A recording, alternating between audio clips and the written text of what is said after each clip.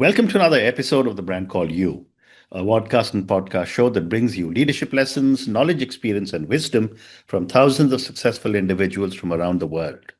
I'm your host, Ashutosh Garg, and today I'm delighted to welcome a well known and respected historian from San Francisco, California, USA, Mr. Scott Badler. Scott, welcome to the show. Thank you. Nice to be here. Thank you. Scott is a historian. He's an author of three nonfiction books, which are titled What's So Funny About Looking for a Job, Oh Brother and Other Revelations on Family, Relatives, Pets, and Sex, JFK and the Muckers of Kuwait, and his latest work, Becoming JFK, John F. Kennedy's Path to Leadership, and we'll talk about his latest book today. So, Scott, before coming to your new book, uh, you've had a diverse career as a journalist, educator, and an author. What first drew you to writing about the Kennedy family? It sort of goes all the way back. I guess my first memory of the Kennedys is the election of 1960. And the thing I remember is being on the playground. I was in second grade and it Mhm. was election day. And I remember being with a bunch of other Kennedy supporters and we're yelling, Nixon, Nixon. And that's my sort of first memory. And then kind of went on from there where things happen. I don't really actually remember the Bay of Pigs or the Uh-huh. Cuban Missile Crisis, but the assassination happened. Then I sort of, Bobby Kennedy became my hero. Followed him until his demise. I moved to Boston, and there were Kennedys around there, and I Yeah. would have discussions. And then I saw, I read about JFK being a rebel, and I'd never seen him, his early life really examined. So I thought I would look at that, and that's Mm. what JFK and the Muckers of Chode is about. And Mm. this book continues on from there. Amazing. You've taught humor writing at Harvard and Emerson College. What's the biggest misconception people have about writing humor? That you have to be funny to write it. And sort of the biggest thing to do is just kind of let your imagination go, but find the absurd details. Mm. People don't realize they can be funny until they start writing. And I think it sort of becomes everybody has a certain sense of humor, and it Yeah. gradually they can develop it by just sort of focusing on the kind of absurd details, Hmm. wondering what would go on in someone's mind. So there's a lot of different things you can do. There's the rule Mm. of three, and various different things. And one more question before we come to the Kennedy family. You've lived in both California and Boston. How did these two very, very different environments influence your worldview and writing style? Yes, well, Boston is a much more traditional area there, so maybe that sort of affected my writing style in a certain way. But they're both kind of the cities are kind of similar. They're both on the Mm. coasts. They're both liberal. So in a way that there's a lot of similarities between Boston and San Francisco. Okay, so let's now come to the Kennedy family and their impact on American politics. In your book, Becoming JFK, you explore Kennedy's formative years. What were the most defining experiences that shaped his leadership style? The thing when I think about that sort of defined his leadership style, the first thing I kind of think about is PT 109. This is the event that they say he wouldn't have been president if this hadn't happened. Hmm. And he really grew into a leadership because of that crisis. And I think the men really respected him for what he did. And I think that's really when he listened to everybody's point of view and then he made a decision. He Mm. was very courageous. He got in there and helped. With everybody else. He took over PT 109 and it was in dilapidated shape, and he helped fix it up and get in there with everybody else. So he wasn't a guy who held himself above his men. Mm. For my viewers and listeners, tell us what is PT 109? PT 109 was during World War II, and it was a one of these speedy patrol boats that had torpedoes on them. Hmm. And one night he was on, it was actually the Battle of Blackett Strait. And it was actually his first battle. And to be quite honest, before the Japanese destroyer crashed into the PT-109, Mm. he was sort of not up to up to standards. His men were kind of asleep, and JFK didn't have all his engines going, and so he would have a chance to get out of the way of the Japanese cruiser if he'd had all three engines going. He Mm, didn't, but afterwards he was heroic and helping to get his men to safety. He just did some incredible things, and he became a war hero. When he came back from the mm, 1809, he wasn't sure what would happen. He said they're either going to court-martial me or give me a medal. Well, in those days, wartime, they're looking for heroes, and mm. so he got a medal. Wow. I didn't know about this. Thank you. Why do you Sure. think JFK continues to captivate Americans even decades after he passed away? Yeah, it's not just JFK, but it's also the Kennedys, The and entire there's a family. couple of Yeah. different things. Of course, he was cut down in the prime of life. He was such a handsome man, charismatic. The beautiful wife, the beautiful kids. He did some things that we'll never forget, as far as the Cuban Missile Crisis, perhaps saving the Yeah. world. And all the Kennedys who are after him. His brother Bobby, was heroic, Senator Ted Kennedy and all the children. And things Mm, keep happening to them that draw our attention, but we seem to never get tired of them. Things happen even this week. I don't know if you heard his grandson is going to be running for Congress, and his granddaughter has leukemia, and apparently that's terminal. So, wow. we never seem to get tired of them. Amazing. No, I didn't read about this. America's royalty, we call America's royalty, and I Absolutely. I certainly agree. agree. Yeah, that I Yeah. agree with you.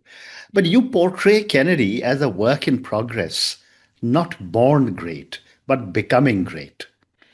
What lessons can today's leaders take from his journey? Let's see. Yeah, I think every leader sort of grows into it, or they don't grow into it. I think he was someone who, even though he came from a privileged background, Yeah. he still listened to other people. He didn't hold himself above other people. He was sort of a common man, even though he was very privileged. He was someone who listened to other people, listened to their advice. Mm, He wasn't this sort of dictatorial, like we have today in Trump. So. He was just a great leader, charismatic, mm, but didn't hold himself above other people. mm. And what qualities in his leadership still resonate in American politics today? And what values have faded? Yeah, things I've, kind of, I would mention sort of things I admire about him. One of the things I admire about him is his persistence. And, he went through some incredible struggles when he was young. Mm, He was sick throughout his entire life, had terrible back pain, a terrible stomach pain, Addison's disease, his immune, he had immune disease. So I think the courage that he had is something that we can really admire, and his persistence. wow. Many see Kennedy as both idealistic and pragmatic. How did he balance those qualities in practice? And give me an example if you can. Yeah, perhaps I guess the Cuban Missile Crisis was something that really showed his pragmatism. Hmm. He was bombarded by the military, and they all wanted to go into Cuba and take out the missiles, invade it. And he was very pragmatic by assembling a bunch of different people, his brother, his cabinet, and listening to various, scenarios, and kind of determining which would be the safest, because he really wanted to avoid war at all costs, Yeah. and he's under tremendous pressure not to be pragmatic, to just go Mm, in and blow things up. mm, So I think that's an example of his pragmatism right there. well said. And how would you interpret the concept of Camelot? Was it myth making or a genuine reflection of the spirit of his presidency? Yeah, the Camelot thing is in my mind is certainly myth making. After a few days after he was assassinated, his wife Jackie sort of came up with this idea of, she talked with a writer and sort of brought forth this idea of Camelot. And Camelot is something that, can sort of last forever. Yeah. And that myth is, lasted forever. So Mm. she's sort of the one who started that whole myth going. And how did Jackie Kennedy's intellect and grace contribute to JFK's public image and political success? I'm sorry, could you repeat that? How did Jackie Kennedy's intellect and grace contribute to JFK's public image and political success? Yeah, she was, she was only 31 when he was president, so much Mm, younger than him. But she really went into the role of, first lady in terms of, decorating the White House. But mm, she was such an incredible addition to his presidency. And when he went to mm, France, he said, she was more popular than me. She was beautiful. She was intelligent. Later on, she worked as an editor. She brought all this culture to the White House too. mm, Pablo Casals, and that's something that she brought to the White House. mm. And, I mean, I'm not an American citizen. I have never lived in America, though I've traveled there often. I've read a lot about Kennedy. The Kennedy era, Scott, symbolized optimism and youth. What parallels, if any, do you see with modern political movements? Yeah, it seems to be just the opposite. We keep getting these older and older presidents. Correct. Biden is over 80, Trump is, and we keep getting the oldest presidents in our history, for and even in the Senate, everybody seems to be very, very old. We did Hmm. have Barack Obama, but we seem to go toward, very old people, ascending to the presidency. So I don't see Hmm. that as a positive thing. Not that age is Hmm. everything, but Hmm. I certainly don't want to see someone as old as Trump, or no matter what their political beliefs are, as Yeah. old as these people. It just doesn't bode well. Hmm. The Kennedys are often viewed as America's royal family, and you did mention that a few minutes back.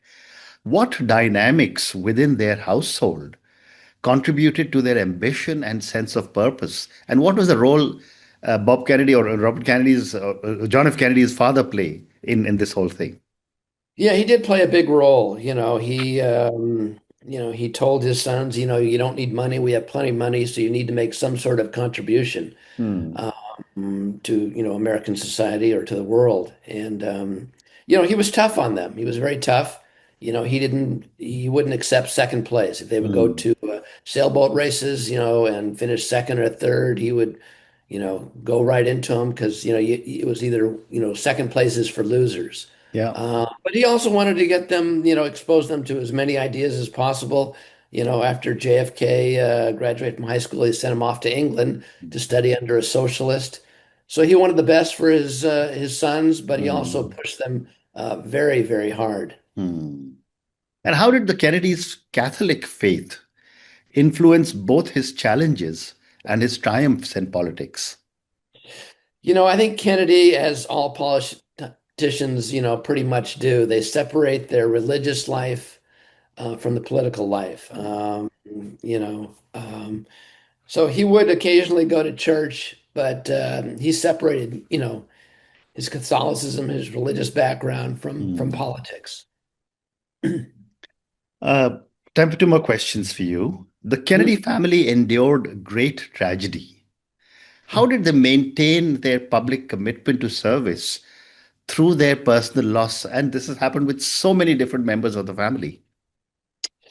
Yeah, I mean, it's hard to answer for all the different members of the family. I Yeah. mean, I talked about persistence, but they're intent on making some sort of contribution, whether it's, one JFK sisters helping with people with disabilities, um, many different things, that's not all having to do with politics, but they keep going forward and keep trying to make a contribution.